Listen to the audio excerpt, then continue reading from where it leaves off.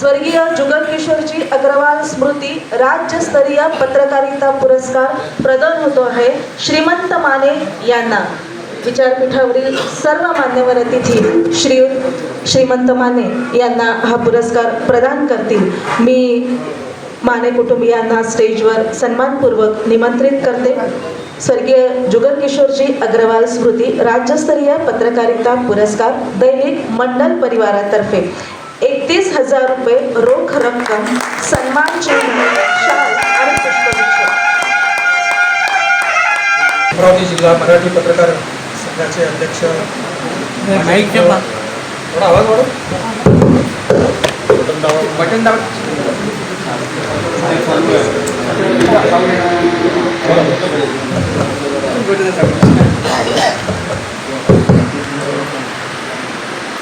माझे मित्र श्री अनिल भाऊ,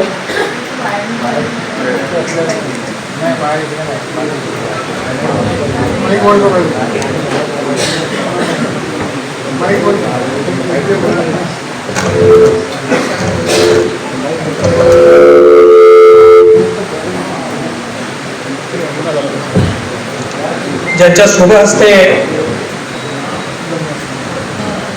हे पुरस्कार वितरित केले जात आहेत ते आदरणीय डॉक्टर अनिल बोंडे साहेब,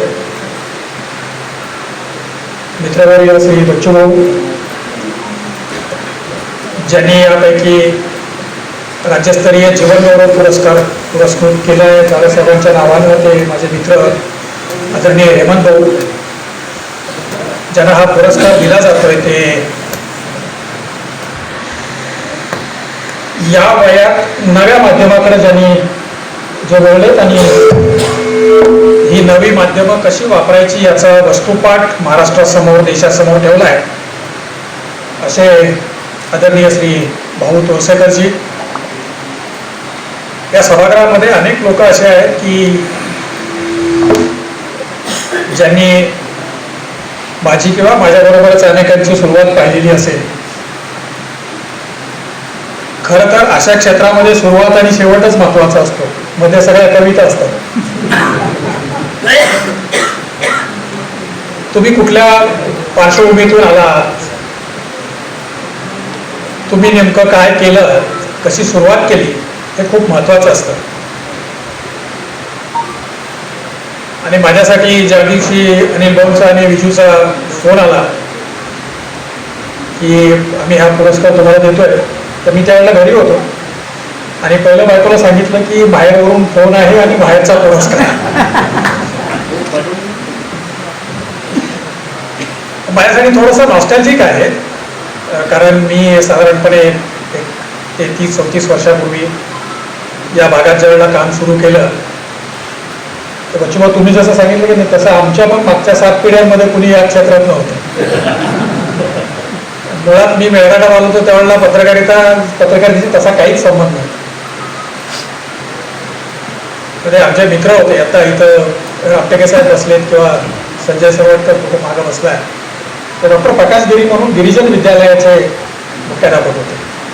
आता आपण ज्या प्रिमायसेसमध्ये आहोत त्या प्रिमायसेसचा आमचा रोज संबंध यायचा, कारण काहीच काम नव्हतं। मी चिखलदऱ्याला गेलो होतो तर गिरिजन विद्यालयामध्ये 5वी ते 12वी मराठी शिकवायचो मी। तर ते डॉक्टर प्रकाश गिरी तिकडून बातम्या पाठवायचे, अनिल भाऊ आलेत का, कडू सर कुठं बसले, ते तोपर्यंत दुर्गम अतिदुर्गम वगैरे जे होतं ना ते परतवाड्याच्या आजूबाजूलाच होतं। पलीकडं चिखलदरा किंवा चिखलदऱ्याच्या पलीकडं फारसं नव्हतं, तर तिथे ते कार्यक्रमाच्या बातम्या वगैरे व्हायचं, आम्ही तिकडून पाठवायचो। म्हणजे कधी विचार केला नव्हता की आपण कधी काही रेग्युलर नियमित पत्रकारिता वगैरे येऊ।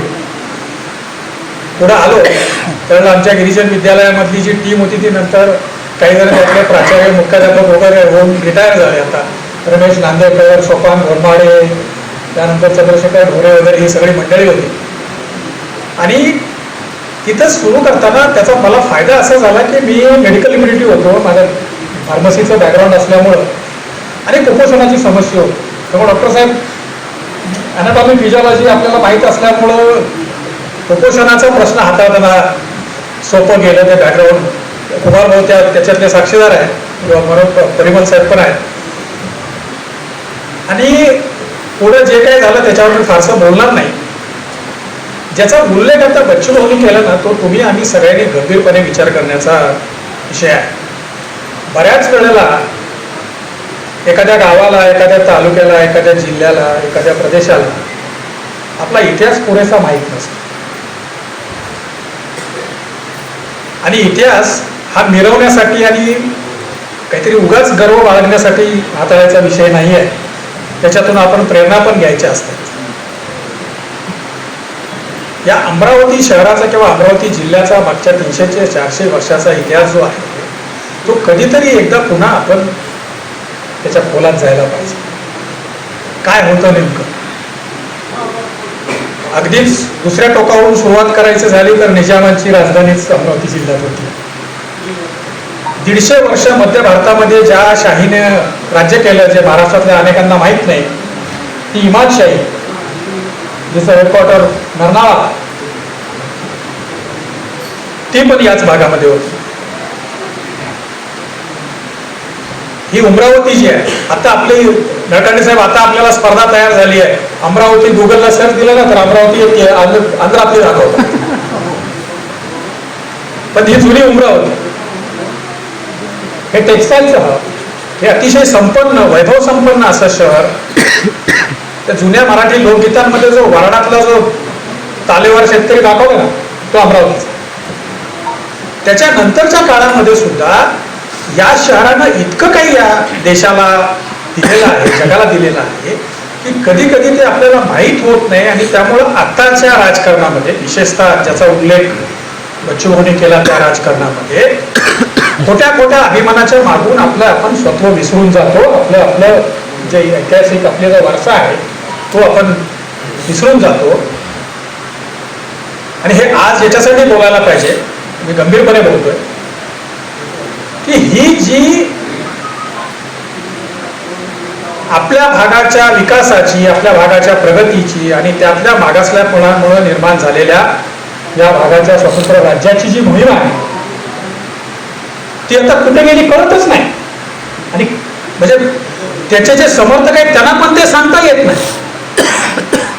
आपली ही जी मुधोळकर पेठ आहे ना, ते रावबहादूर रघुनाथ मुधोळकर 1912च्या बाकीपूर अधिवेशनाचे काँग्रेसचे अध्यक्ष होते. आणि 1912च्या त्या अधिवेशनामध्ये काँग्रेसनी स्वतंत्र विदर्भाचा ठराव पारित केलेला आहे. बाकीपूर अधिवेशनामध्ये भाजपवाले तर नंतर आले 1989च्या त्या भुवनेश्वरच्या वगैरे याच्यामध्ये. या प्रदेशाचं मी तुम्हाला सांगतो, मी पश्चिम महाराष्ट्रातला आहे. या प्रदेशात मी इतकी वर्ष, 35 वर्ष आहे. मला जाणवलेली एक सगळ्यात महत्वाची आणि गंभीर गोष्ट अशी आहे की हे स्वतंत्र राज्य झाल्याशिवाय या राज्यातले प्रश्न सुटू शकत नाहीत. आत्ताच्या काळात आपले मुख्यमंत्री आहेत, आपले केंद्रीय कर्तबगार केंद्रीय मंत्री आहेत, आपल्या अनुकूल सत्ता आहे. त्यामुळं काय ते दावोस पासून अनेक ठिकाणी MOU येतील, बाकी सगळ्या गोष्टी येतील. हे किती जरी असलं तर या प्रदेशाला महाभारत कालापासून, वेद पुराणांपासून या प्रदेशाला स्वतंत्र ओळख आहे. या प्रदेशाची स्वतंत्र अस्मिता आहे.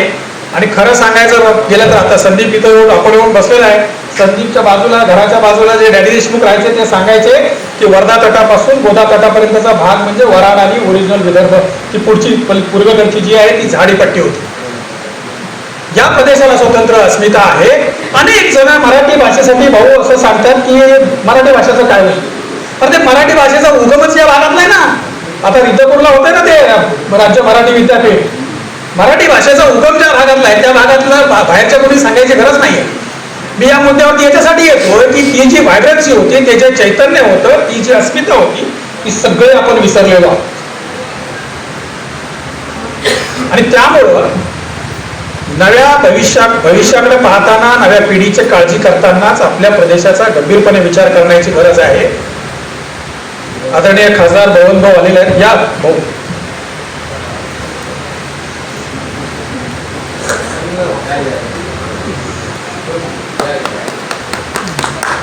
आपण सगळेजण एकदा टाळ्या वाजवून.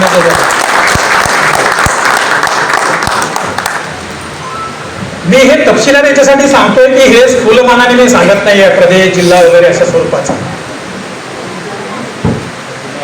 आपली जी मूळ वृत्ती आहे ही शेजाऱ्याकडं करुणेनं पाहण्याची, शेजाऱ्याकडं आपुलकीने पाहण्याची, शेजाऱ्याची काळजी करण्याची, जो दुबळा असेल त्याला सांभाळण्याची. आपल्या आणि इतरांच्या मधला फरक एक बेसिक सांगू का? 20व्या शतकामध्ये अख्ख्या महाराष्ट्रामध्ये 2च संत झाले, दोन्ही संत अमरावती जिल्ह्यात, गाडगे बाबा आणि तुकडोजी महाराजांच्या रूपाने. यांनी आपल्या समोर घालून दिलेली सर्वधर्म समभाव, जातीपातीच्या अंत, करुणेची भावना, करुणेची वृत्ती याची पुन्हा उजळणी करण्याची गरज आहे आणि याच्यामध्ये माध्यमांचा रोल खूप महत्वाचा आहे. आता माध्यमांनी हे सगळेजण हे चौथा स्तंभ वगैरे सगळे डोक्यात काढून टाका, काही नसतंय त्याचं. हे उगीच आपल्याला चढवायसाठी बोललं जातं, काही नसतं. माध्यमांची स्थिती अत्यंत वाईट आहे. माध्यमांवरती कोणकोणते प्रेशर्स आहेत हे जाहीरपणे सांगायची गोष्ट नाही आहे. पण मगाशी संचालन करणाऱ्या मॅडमनी जे सांगितलं ना तसं आहे ते. इंग्रजीत एक खूप छान म्हण आहे, brighten the corner where you are. जेव्हा पूर्ण अंधार पडलेला असेल त्यावेळेला तुम्हाला काही सूर्यचंद्र तोडून आणून त्याने उजाड पाडायची गरज नसते. तुम्ही ज्या कोपऱ्यात ज्या ठिकाणी उभा असेल त्या ठिकाणी एक मेणबत्ती पेटवली, अशा हजारो लाखो आणि कोट्यावधी मेणबत्त्या पेटल्या तर सूर्य झाकोळून निघेल इतका मोठा उजेड पडू शकतो. फक्त मेणबत्ती पेटवायची एक सुरुवात करावी लागते. आणि म्हणून माध्यमांनी आताच्या काळामध्ये, आव्हानात्मक काळामध्ये अनेक दबाव असताना थोडस डावपेच आणि वागण्याची, लिहिण्याची, लढण्याची गरज आहे. हे स्ट्रॅटेजिक आहे. आपल्याकडे म्हणतात ना ते मोडेल पण वागणार नाही, मग मोड. आपल्या मनात जे हेतू असतील ते हेतू काय असावे, ते कसे तडीस न्यायचे वगैरे नंतरची गोष्ट आहे. पण तुम्हाला स्ट्रॅटेजिक राहावं लागेल. आपला धंदा जरी लाईन्सचा, विशेषतः जे प्रिंटमध्ये आहेत त्यांच्यासाठी, आपला धंदा जरी लाईन्सचा असला तरी आपली कर्तव्यकारी आणि आपलं काम जे आहे ते बिटवीन द लाईन्स आहे. आपण ओपिनियन बिल्ड करू आणि त्यामुळे स्ट्रॅटेजिक राहण्याची गरज आहे. आणि सगळ्यात महत्वाचं हे आहे की ते करताना आपल्यासारख्या मागासलेल्या, आपल्यासारख्या अनुशेषाने ग्रस्त असलेल्या, आपल्यासारख्या वेगवेगळ्या समस्या असलेल्या, विशेषतः उर्वरित महाराष्ट्राच्या दृष्टीनं आणि पश्चिम महाराष्ट्राच्या दृष्टीनं जी वसाहत म्हणून गणली जाते अशा भागामध्ये आपण निश्चित ध्येय बाळगून पुढे जाण्याची गरज आहे. आणि ते ध्येय तडीस नेताना आपण अतिशय टॅक्टिकली, स्ट्रॅटेजिकली या गोष्टी मांडण्याची गरज आहे. त्याची सुरुवात आपल्या गावाच्या लेखाजोखापासून करण्याची गरज आहे. आपल्या भागातली आणि केवळ विदर्भच नव्हे तर महाराष्ट्रातल्या, राज्यातल्या, देशातल्या सगळ्या भागाची सगळ्यात मोठी समस्या जी आहे बेरोजगारीची आहे, हाताला कामाची आहे. सगळ्यात महत्त्वाचं म्हणजे अलीकडच्या काळामध्ये एक जो इन्क्लुझिव्हनेस असतो, सर्वसमावेशकता असते, सर्वधर्म समभाव असतात, जातीपातीच्या पलीकडे पाहण्याची जी गरज असते ती या देशाची अलीकडच्या काळातली खूप मोठी गरज बनलेली आहे. आणि त्यामुळं आपल्या भागात आपल्या ग्रामीण भागामधली जी उत्पादनं आहेत, कापसासारखी, सोयाबीनसारखी, त्याच्यावरच्या प्रक्रियेपासून तर अनेक गोष्टी, आणि आपली जी म्हणजे माध्यमांमध्ये प्रचंड ताकद असते. मी जेव्हा मेळघाटात आलो होतो ना, माझ्यासमोर अनेक जण म्हणजे अशी अपेक्षा करत होती की ते शबनम तळ्याला लटकवून अशी थोडीशी बुद्धांनी एक गाडी वगैरे, आणि त्यामुळे समाजसेवक म्हणून मिळवता येतं ना. माझ्या असं लक्षात आलं होतं एक चांगला ॲटिट्यूड असलेला, चांगला अप्रोच, म्हणजे अशा पद्धतीचा एक चांगला पत्रकार 25 समाजसेवी संस्थांचं काम करू शकतो त्यांनी जर मनात आणलं. त्यासाठी परिश्रम घेण्याची गरज आहे आणि विशेषतः तरुण पत्रकारांनी त्यासाठी प्रचंड अभ्यास करण्याची गरज आहे. आपल्याला काहीच माहीत नसतं आणि आपण आपल्याला अख्ख्या दुनियेचं सगळं माहीत आहे असं दाखवतात. वस्तुस्थिती ती नाही आहे. आपल्याला ते आयुष्याच्या अखेरपर्यंत एक विद्यार्थी म्हणून राहण्याची गरज असते. आपले हेतू, आपल्या मनातले जे काही संकल्प असतील ते तडीस नेण्यासाठी, आणि ते शेवटी त्याचा जो ईजी आहे नव्या भाषेत सांगायचं असेल तर तो सामान्य समाजातला शेवटचा माणूस, ज्याला आपण अंत्योदय म्हणतो, अंत्योदयाचा विचार म्हणतो, तो शेवटचा माणूस हा आपलं टार्गेट असलं पाहिजे. ज्या पत्रकाराच्या हृदयामध्ये ही कणव नाही, ही करुणा नाही, ही पॅशन, ही कंपॅशन नाही आहे त्याच्या हृदयामध्ये, तो चांगला पत्रकार होऊ शकत नाही. त्याला अडचणीत असलेल्या, संकटात असलेल्या माणसाबद्दलच आपुलकी निर्माण झाली पाहिजे. समाजातल्या शेवटच्या घटकाबद्दलच त्याला शेवटच्या माणसाबद्दलचीच आपुलकी निर्माण झाली पाहिजे. आणि हे सगळं जर करायचं असेल तर कधी कधी असे कार्यक्रम व्हायला लागतात की ज्याच्यामुळं प्रेरणा मिळते आणि लोक विशेषतः आपल्या भागामध्ये या क्षेत्रावर, म्हणजे माध्यमांच्या क्षेत्रावरती खूप काम करण्याची गरज आहे. आणि केवळ पुरस्कार म्हणून नव्हे, असा सभागृह भरलेल्या अवस्थेमध्ये आपण त्याचे वर्कशॉप पण घेतले पाहिजे. त्यांना आपण आपल्याकडची इकॉनॉमी, आपल्याकडच्या नव्या जनरेशनच्या ॲस्पिरेशन्स, त्याचे मार्ग, अगदी आर्टिफिशियल इंटेलिजन्सपासून मशीन लर्निंगपासून तर सगळ्या फील्ड्समधली माहिती त्या लोकांना देण्याची गरज आहे. कारण हे पोहोचायला खूप वेळ लागतो. जग 50 वर्ष 70 वर्ष जेव्हा पुढे गेलेलं असतं ना, तेव्हा ते आपल्यापर्यंत पोहोचतात. आणि या पद्धतीचे वर्कशॉप झाले, या पद्धतीचे तरुण पत्रकार तयार झाले, या पद्धतीनं त्यांना प्रोत्साहन जर आपण देत गेलो, आपल्या प्रदेशाचं मागासले पण दूर व्हायला फारसा वेळ लागणार नाही. हा आपल्यावरचा डाग आहे, हे एकदा फक्त प्रत्येकाने मनाशी खुणगाट बांधण्याची गरज आहे, ती जाणीव ठेवण्याची गरज आहे. मला खात्री आहे की अशा कार्यक्रमांमधून ती प्रेरणा पण मिळेल आणि त्याचबरोबर माध्यमांच्या क्षेत्रामध्ये काम करणाऱ्या लोकांना अधिक परिश्रम घेण्याची एक जाणीव याच्यामधून होईल. मी पुन्हा एकदा मला स्वर्गीय जुगल किशोरजी हे अग्रवाल फॅमिली आणि माझं आम्ही म्हणजे राईट टू 1991 आमचं ते आत्ता मी माझ्या मिसेसला सांगत होतो की आम्ही ज्या न्यूयॉर्कमध्ये जेवायला गेलो होतो तिथंच श्रीकांत भाऊंचं आमचं ऑफिस हेमंत भाऊंनी जे सांगितलं ते आणि मागच्या बाजूला होतं. त्याच्यापेक्षा एक मी प्रसंग सांगितलं 1984च्या त्या चांदूर रेल्वे आणि धामणगाव रेल्वेला आलेल्या मोठ्या पुराचा. मी आणि राजागिरी आम्ही दोघेजण ऑफिसमध्ये झोपायला होतो आणि सकाळी उठून खाली पाय टाकला तर गुडघ्या एवढ्या पाण्यात होतो. पहिले ऑफिसमधल्या सगळ्या फायली घेऊन पलीकडच्या याच्यावर ठेवल्या, एक स्कूटर काढली आणि जिथं तो महापुराने सगळं ध्वस्त केलं होतं तिथं ते कव्हर करायला गेलेलो होतो.